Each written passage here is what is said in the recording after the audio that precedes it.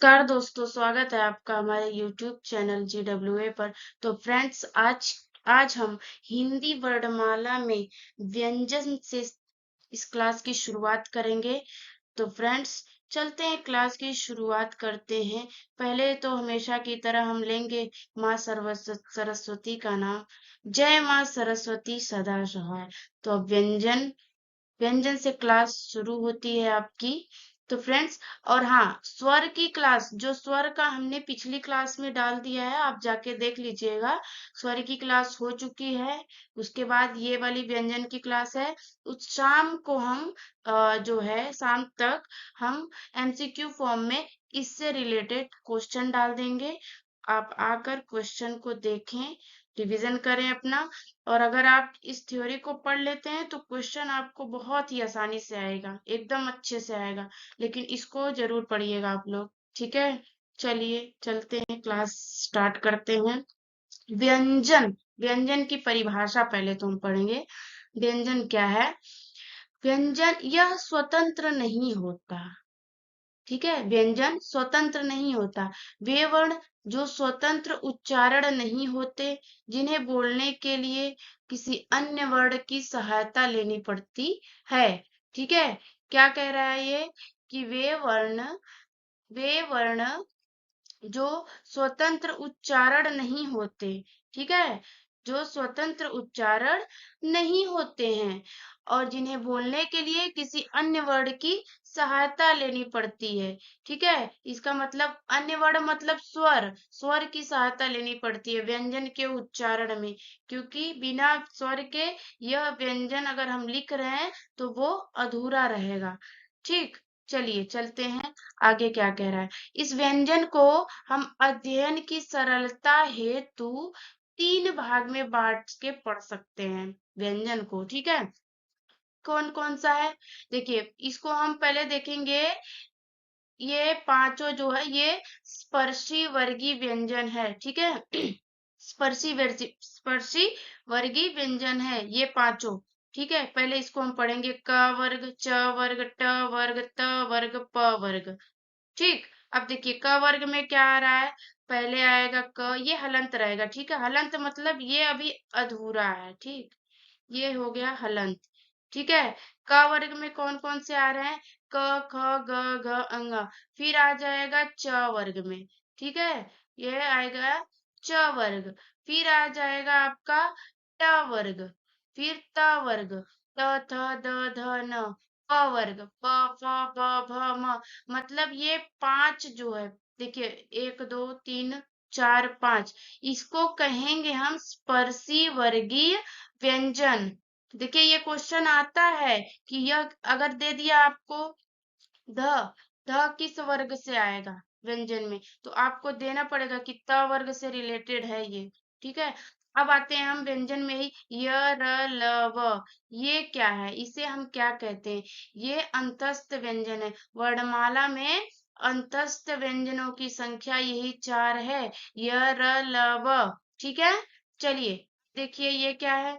श, ये स, फिर ये हो जाएगा स, ये हो गया ह। इसे हम क्या कहेंगे? इसे हम कहेंगे उष्म वर्ण, ठीक है। उष्म वर्ण कैसे? अगर हम इसे बोलते हैं स, स, स, ह, इसे हम बोलते हैं तो एक अंदर से हवा निकलेगी, जो वो उष्म। आप लोग खुद बोल के देखिए, ऐसा फील होगा कि जैसे स, स, स, ह, अंदर से हवा पूरी निकल रही है। उसी से रिलेटेड इसको बोल रहे हैं हम उष्म वर्ण। उष्मा की तरह एकदम आएगी, आप खुद बोलिए उसको, फील करिए कि ऐसा लगेगा इसके उच्चारण में, ठीक है। और ये हो गया आपका य और व। य और व को हम क्या कहेंगे? य और व ये अर्ध स्वर है, ठीक है। इसको अर्ध स्वर की संज्ञा देंगे। बाकी इस जो हम ये बोल रहे हैं कि अध्ययन की सरलता हेतु 3 भाग में बांटेंगे।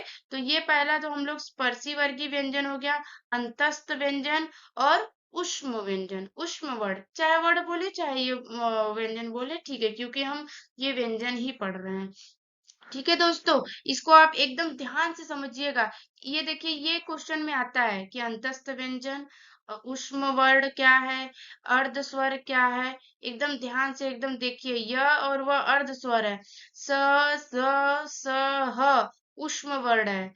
य, र, ल, व अंतस्थ व्यंजन है। ठीक है, चलिए आगे की। ठीक, क्या बोल रहा है? घोष कंपन के आधार पर, वही जो है व्यंजन, व्यंजन को हम आगे देख रहे हैं कि यह जो है कैसे, ये घोष कंपन के आधार पे, मतलब कि घोष का मतलब होता है कंपन। व्यंजन जो है कि जो व्यंजनों की संख्या है उसमें कितने व्यंजन घोष में आएंगे और दूसरे कौन से आएंगे सघोष में।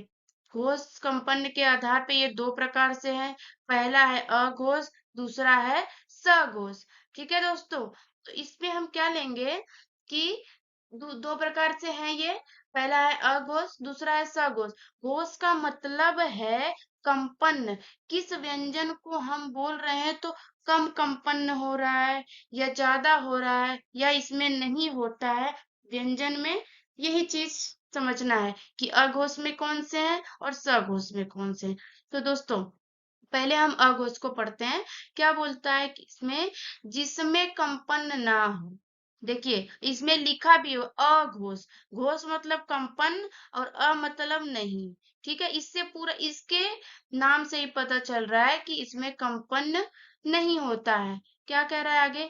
प्रत्येक वर्ग का पहला दूसरा वर्ण, प्रत्येक वर्ग का पहला और दूसरा वर्ण और इसके अलावा स ये तीनों सब जो हैं इसको, इसके उच्चारण करते समय कंपन नहीं होता है। ठीक है, तो इसके कुल वर्ण कितने हैं?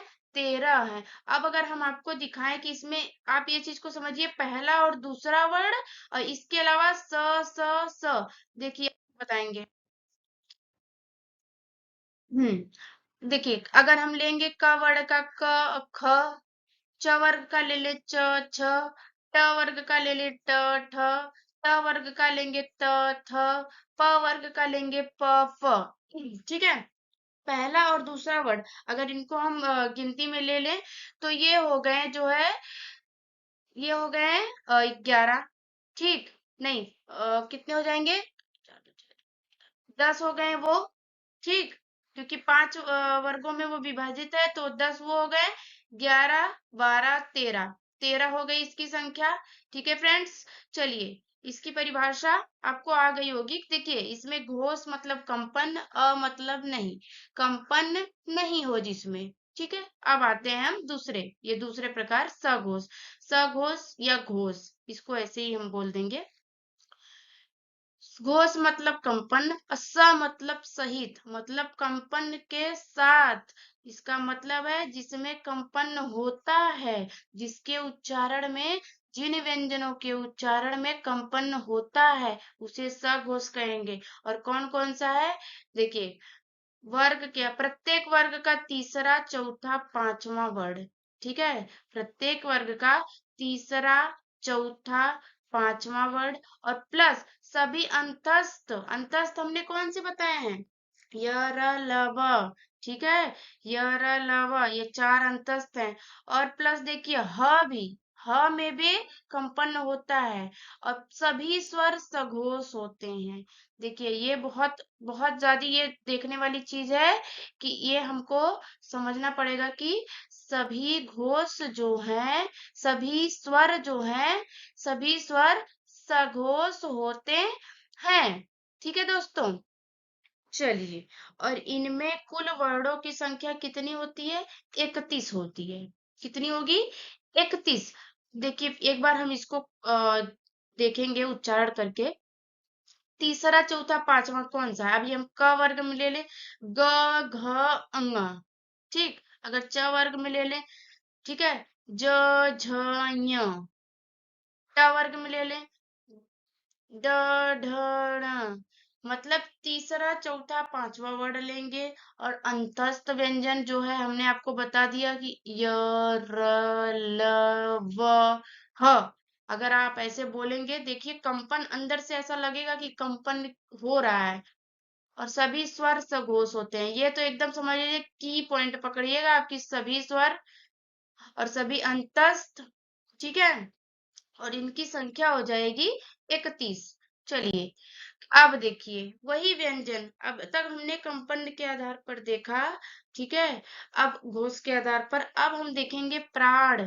प्राण इसका अर्थ यहाँ पर वायु से है, ठीक है। ये जो प्राण यहाँ पे दिया है इसका अर्थ वायु से है, मतलब कि प्राण या वायु के आधार पर, मुंह से बाहर निकलने वाली वायु के आधार पर। वही देखिए उसका मतलब यही है, हमने आपको बताया प्राण का मतलब वायु होता है। वही है कि मुंह से जो बाहर हवा निकलती है उस उच्चारण में, उसी के आधार पर हम व्यंजनों को यहाँ विभाजित करेंगे। पहला है अल्प प्राण और दूसरा है महाप्राण। ठीक है, अब आते हैं हम पहले वाले पे, अल्प प्राण पे। क्या कह रहा है? अल्प प्लस प्राण, इसको हम दो भागों में विभाजित अगर करें अल्प प्राण को, अल्प प्लस प्राण, इसका मतलब क्या हो रहा है? अल्प मीन्स कम, प्राण मीन्स हवा, मतलब जिसके उच्चारण में कम हवा निकलेगी, ठीक है, कम हवा निकलेगी, वह होगा अल्प प्राण। ठीक, अब इसमें क्या है, कौन कौन से हैं? प्रत्येक वर्ग का पहला, तीसरा और पांचवा वर्ण प्लस अंतस्थ वर्ण, और सभी स्वर अल्प प्राण होते हैं। देखिए अब क्या है इसमें, हम पहले तो लेंगे पहला, तीसरा, पांचवा वर्ण। जैसे अगर हम क वर्ग में ले ले, ग घ ङ, इसमें देखिए कम हवा निकल रही है, ठीक है, कम हवा निकलेगी। अगर आप उच्चारण करें खुद बैठ के, देखिए ग घ ङ, ऐसे उच्चारण करेंगे तब आपको खुद लगेगा कि इसमें हवा कम निकल रही है। और अंतस्थ वर्ण मतलब य र ल व, चार है ना, आपको हमने पीछे बता दिया है, चार हैं, य र ल व। और उसके बाद सभी स्वर, स्वर सभी अल्प प्राण है, अ आ इ ई, ठीक है, सभी स्वर अल्प प्राण है। और इनको सबको जोड़ दिया जाए तो इनकी संख्या हो जाएगी 30, अल्प प्राण में संख्या हो जाएगी 30। अब आते हैं हम महाप्राण की तरफ, अगर इसको हम विभाजित करें, महा प्लस प्राण, मतलब प्राण का अर्थ है वायु, महा मतलब ज्यादा, अधिक, मतलब इसके उच्चारण में अधिक वायु निकलेगी, मुख से अधिक वायु बाहर निकलेगी जब इसका उच्चारण करेंगे हम। तो क्या बोल रहा है? दूसरा और चौथा वर्ण प्लस ऊष्म व्यंजन। देखिए दूसरा और चौथा वर्ण प्लस ऊष्म व्यंजन, अगर हम जो है वर्गी में जाएं, क वर्ग में ही अगर हम दूसरा और चौथा लेते हैं, इसको उच्चारण करिए, खुद भी पढ़ते हुए उच्चारण करिए आप, कि सच में क्या इसमें हमारे मुख से वायु ज्यादा निकल रही है। देखिए क्या, अभी हम दूसरा वर्ड लेते हैं, ख, ह, ऐसा लग रहा है कि हाँ हमको बोलने में भी ज्यादा बल पड़ रहा है, और अंदर से ऐसा लग रहा है कि ज्यादा बल पड़ेगा तो जाहिर सी बात है हवा निकलेगी ज्यादा। देखिए बात उसमें आप खुद बोलिए, ख, घ, छ, झ, ठ, ढ, थ, ध, फ, भ, ठीक है, यही होंगे हमारे महाप्राण। और उसके बाद ऊष्म व्यंजन, ऊष्म व्यंजन क्या है आपको पता ही है, स, स, ह, है, स, स, स, ह, ये हमारे हो जाएंगे ऊष्म व्यंजन, ठीक है। आप खुद इसमें आप देखिए उच्चारण खुद करेंगे, आपको उच्चारण करके आप बोलेंगे जब ना, तो आपको खुद लगेगा कि कौन सी चीजें कहाँ एकदम फिट बैठ रही हैं, तब आपको ये याद करने की कोई बात ही नहीं आएगी। आप खाली वो आपके सामने क्वेश्चन आएगा और आप पहले से इस चीज को किए रहेंगे और रिवीजन किए रहेंगे, तुरंत आप जो है सही उत्तर का चयन कर लेंगे, ठीक है। अब क्या कह रहा है, उच्चारण के आधार पर यह 8 प्रकार के हैं। उच्चारण के आधार पर हमने जो जो चीजें पढ़ी हैं पीछे, वही सारी चीजें अब सामने, अब हम देखेंगे पूरे व्यंजनों को कि क्या है। देखिए पहला आ गया आपका स्पर्शी व्यंजन, स्पर्शी, 16, इसकी संख्या कितनी है? 16 है।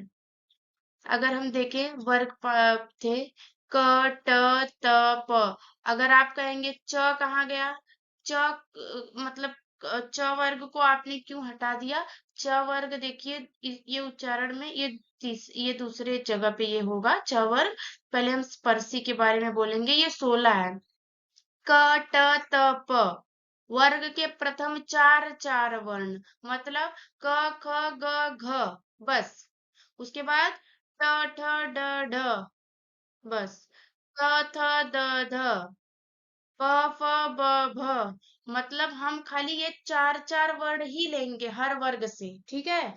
च वर्ग को छोड़ के और हम चारों वर्ग से चार वर्ण लेंगे, ठीक है। पांचवा नहीं लेंगे, सिर्फ चार लेंगे। तो ये हो जाएगा स्पर्शी। उसके बाद हम आएंगे संघर्षी पे। संघर्षी, देखिए संघर्षी में चार हैं। स स स ह, व्यंजनों में अगर हम ले लें स स स ह, इसको बोलने में संघर्षी, संघर्ष ऐसा लग रहा है ना कि बोलने में, इसलिए इसकी संख्या हो जाएगी 4। अब हम अगर आ जाए क ख ग ज फ, यह भी आते हैं। ये देखिए ये वैसे तो हमारे विदेशी हैं, विदेशी वर्ण हैं, ठीक है। ये जो है हमारे विदेशी व्यंजन है, लेकिन ये भी एक तरीके से संघर्षी व्यंजन में आ जाते हैं, ठीक। चलिए, लेकिन अगर पूछा क्वेश्चन कि संघर्षी व्यंजन, तो हम यही लगाएंगे। और अगर उसके बाद ऑप्शन में इसके साथ जो है, दो इसमें से ले लिया, एक इसमें से ले लिया और तीसरा कुछ अलग ले लिया, तो हम ये तीनों को लेंगे और चौथा जो अलग रहेगा उसको अलग श्रेणी में हम रखेंगे, ठीक है। लेकिन अगर ऐसे पूछ रहा है संघर्षी व्यंजनों की संख्या, तो हम 4 ही लेंगे, ठीक। और उसके बाद अगर ऐसे पूछ लिया इन ये भी ऑप्शन दे दिया, तो हम इसमें से भी चूज कर सकते हैं, ठीक। वैसे भी वो स्पष्ट रहेगा, उसमें ऐसा नहीं है कि हमें क्वेश्चन में गुमराह कर दे, ऐसा नहीं है, पूरा स्पष्ट रूप से आपको पता चलेगा अगर आप यहाँ पे समझ रहे हैं। अगर पूछा कि संघर्षी व्यंजन, तो आप 4 ही बताएंगे, वहां पे ऑप्शन 4 रहेगा। लेकिन अगर हमको दे दिया 4 ऑप्शन दे दिया स, ह, ज, ट, इनमें से कौन सा नहीं है, तो हम ट पे मार देंगे, ठीक है। देखिए साफ साफ एकदम पता चल रहा है, ठीक। आशा करते हैं आपको समझ में आ रहा होगा, और हम अपना 100% दे रहे हैं कि आपको एकदम समझाने की कोशिश पूरी कर रहे हैं। बाकी ठीक है, आप भी सहयोग करिए हमारा। चलिए, अब तीसरा है स्पर्श संघर्षी। ये देखिए स्पर्श संघर्षी मतलब हमने पीछे च वर्ग को छोड़ दिया था, पीछे च वर्ग को छोड़ा था, वही चीज है च वर्ग। ये 4 है, देखिए च वर्ग के प्रारंभ के 4 वर्ण, मतलब च छ ज झ, हम 4 ही लेंगे, अंत वाला नहीं ले रहे हैं, देखिए इस पे ध्यान दीजिए, ठीक है। स्पर्शी, स्पर्श संघर्षी 4 हैं, कौन से? च छ ज झ, बस। अब आता है नासिक पे। नासिक के मतलब नाक से, ये आवाज नाक से निकलती है, इसीलिए इसका नाम नासिक रखा है। यह जो है इसकी संख्या है 5। इसकी संख्या कितनी है? 5। सभी वर्गों के पंचमाक्षर, सभी वर्गों के पंचमाक्षर कौन कौन से? ङ ञ ण न म, ठीक है। ङ ञ ण न म, लास्ट वाला पांचों वर्ग के अंतिम पांचवा वर्ण, ठीक है, पंचमाक्षर उसको कहते हैं। ङ ञ ण न म, लास्ट वाला आप देखिएगा, ठीक है, सब यही होगा। अब संघर्षहीन, ये 2 है, इसमें कोई संघर्ष नहीं करना पड़ रहा है, य व, और इसको अर्धस्वर भी कहते हैं, पीछे हमने आपको बता दिया है, ठीक है। अब चलते हैं, क्या है? प्रकंपित, इसकी संख्या 1 है, र। प्रकंपित, देखिए इसमें कंपन बोलने में, र बोलने में देखिए कितना कंपन सा हो रहा है। प्रकंपित क्या है? र। र देखिए एकदम पूरा घिस के आवाज आ रही है र बोलने में, र, ठीक है दोस्तों। चलिए, अब आता है पार्श्विक। पार्श्विक व्यंजन ल है, मतलब इसको बोलने पे हमारी जीभ पूरी मुड़ के पीछे चली जा रही है, ल, ठीक। ल। इसको आप एक ट्रिक से ऐसे कर, पार्श्विक मतलब जीभ पीछे चली जा रही है, ठीक है, ये हम आपको इस वे में बता रहे हैं। ल बोलेंगे तो आपकी जीभ पीछे मुड़ के एकदम चली जा रही है, तालु से पहले मतलब चली जा रही है पीछे मुड़ के, इसलिए पार्श्विक। हम ये चीज बता रहे हैं आपको एक ट्रिक में। और आठवां हो जाएगा ताड़न जात, ड और ढ, ठीक है, इसको कहेंगे ताड़न जात वर्ड। और इसको हम उच्छिप्त वर्ण भी कहते हैं, द्विगुण भी कहते हैं, विकसित व्यंजन भी कहते हैं। समझ रहे हैं, साड़नजात को हम उत्क्षिप्त, ये दोनों को उत्क्षिप्त, द्विगुण, विकसित, ये सब इसकी संज्ञा है, ठीक है। और हाँ, इसमें एक खासियत है ये ताड़न जात वाले में, कि इनसे कभी नए शब्द का आरंभ नहीं होता, नहीं तो आप खुद देखिएगा, इनसे कभी नए शब्द का आरंभ नहीं होता है, ठीक है।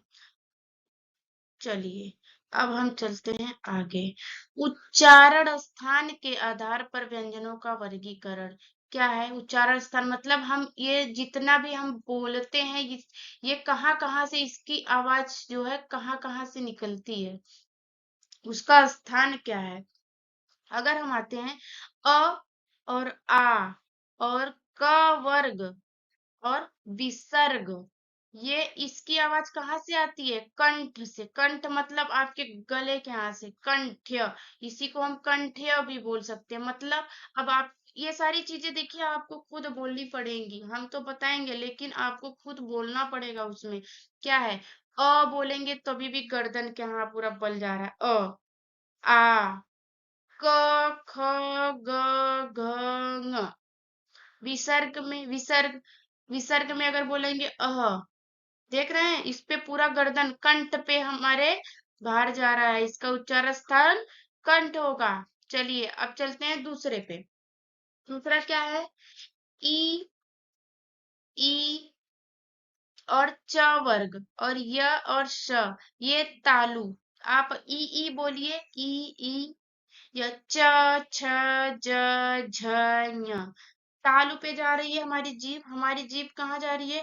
तालु पे एकदम जा रही है इसको बोलने पे, इसलिए इसको हम तालव्य बोलेंगे, ठीक है। अब री, इस पे तीसरे पे आइए। री, री, देखिए आपकी कैसे जीभ ऐसे मुड़ के ऐसे आगे से हो रही है। री, ट, ठ, ड, ढ, ठीक है, ट, ठ, ड, ढ, न। और र, स, देखिए इसको बोलने पे जीभ आपकी मुड़ जा रही है, इसलिए मुड़ के ऊपर जा रही है ना, तो ये हो जाएगा मूर्धा, मूर्धन्य, इसको कहेंगे मूर्धन्य है, ठीक है। इसका उच्चारण स्थान मूर्धा है, मूर्धन्य। अब आते हैं हम चौथे, लरी, त वर्ग और ल और स, ये देखिए ये दंत, मतलब इसका उच्चारण स्थान दंत है। आप बोलिए त वर्ग में, त, थ, द, ध, न। दांत पे देखिए, दांत पे ऐसा लग रहा है कि दांतों से इसका वो हो रहा है, ठीक है। और इसमें हम आपको एक ट्रिक बता दें, ये दंत वर्ड त में आता है ना, त, थ, द, दंत और द दोनों आ रहा है, तो आप ऐसे भी लगा सकते हैं कि ये है दंत, जो है त वर्ग, दंत में त, थ, द आया, द मीन्स दंत, दंत हो जाएगा, ठीक है, इसका उच्चारण स्थान दंत हो जाएगा। और ये स भी है, स और ल, ठीक। चलिए अब हम आगे चलते हैं, उ, ऊ और प वर्ग। अब देखिए, और इसका उच्चारण स्थान कह रहा है ओष्ठ है, ओष्ठ। अब हम देखेंगे कि कैसे। अब हम बोलेंगे अगर ऊ, ऊ, प, फ, ब, भ, म, अगर हम ये बोलते हैं, ठीक है, तो देखिए आपका सब जितना भी आप उच्चारण कर रहे हैं ओठ पे पूरा इसमें जा रहा है कि नहीं बल, जितना बोल रहे हैं आप ओठ से ही इसकी क्रियाएं पूरी ज्यादातर, प, फ, ब, दोनों ओठ एकदम, हर उच्चारण में पूरा दोनों ओठ आपका जरूर स्पर्श हो रहा है, ठीक है। देखिए प, फ, ब, भ, म, ठीक है। चलिए ये ओष्ठ हो गया। अब ये देखिए क्या है, स्वरों की बात भी हम यहाँ पे कर रहे हैं, देख रहे हैं आप, ऊपर से देखते हुए आ रहे हैं, यहाँ स्वरों की भी बातें हो रही हैं। अब आ गया ए और ऐ। ये क्या है? ए और ऐ। ये देखिए, पहली बात तो ये ए जो है अ प्लस ई से मिलके बना है। पहली बात यहाँ पे देखिए, तब जाके यहाँ पे समझ में आएगा, क्योंकि देखिए ये दो भाग में बांट के बोला है। देखिए इसमें अ प्लस ई, मतलब अ तो कंठ से बोलते हैं, ऊपर हमने आपको वो दिखा दिया, नहीं तो यहाँ देख लीजिए, अ हम कंठ से बोल रहे हैं, और ई देखिए, ई हम तालु से बोल रहे हैं। मतलब जब ये इन दोनों के योग से जब ए और अ बना है, तो मतलब जाहिर सी बात है कि हमको ये दोनों चीजें लेके चलनी पड़ेंगी। अ हो गया कंठ और ई हो गया तालु, मतलब कि ये कंठ तालव्य हो जाएगा इसका, ठीक है। इसका उच्चारण स्थान कंठ तालव्य हो जाएगा। अब हम आते हैं ओ और औ पे। देखिए ओ और औ, ये अ प्लस उ से मिलके बना है, ठीक है, अ प्लस उ। और आपको जैसा कि पता है, अ का उच्चारण स्थान कंठ है, उ का उच्चारण स्थान ओष्ठ है। तो देखिए कंठ प्लस ओष्ठ बराबर कंठोष्ठ, ठीक, कंठोष्ठ। चलिए, देखिए हमको मतलब हम पूरा आपको एकदम अच्छे से समझा रहे हैं। आपको अगर कोई समस्या हो, प्लीज आप कमेंट में बताएं कि हमको ये नहीं समझ में आया है, और नहीं तो हम अपना पूरा 100% आपको बताने में अपना लगा रहे हैं। बाकी अगर कोई भी समस्या, मतलब थोड़ा बहुत अगर दिक्कत होती है, तो आप हमको बताएं, हम उसमें जो है सुधार करेंगे, ठीक है। चलिए, अब आता है व क्या है? दंत प्लस ओष्ठ। पहले तो आप बोलेंगे व बोलेंगे तो दंत पे जा रहा है कि नहीं, दांत पे इसका असर जा रहा है, आप उच्चारण करिए व। और ओठ भी देखिए, ओठ भी सटेगा, सटेगा, स्पर्श होगा दोनों ओठ, देखिए। और दांत और ओठ दोनों पे बल जा रहा है, इसलिए दंत प्लस ओष्ठ बराबर दंतोष्ठ, ठीक। चलिए, अब आते हैं हम ह पे। ह स्वर यंत्र, मतलब देखिए ह बोल रहे हैं तो पूरा गर्दन जो है हमारे गले के नीचे से कैसे आवाज आ रही है, स्वर यंत्र, इसीलिए इसका नाम अलिजिह्वा भी रखा गया है। अब 10वां क्या है? अंग। ये नासिका वर्ड है, मतलब इसे नासिक के बोलेंगे, ठीक है दोस्तों, अंग, ठीक। चलिए,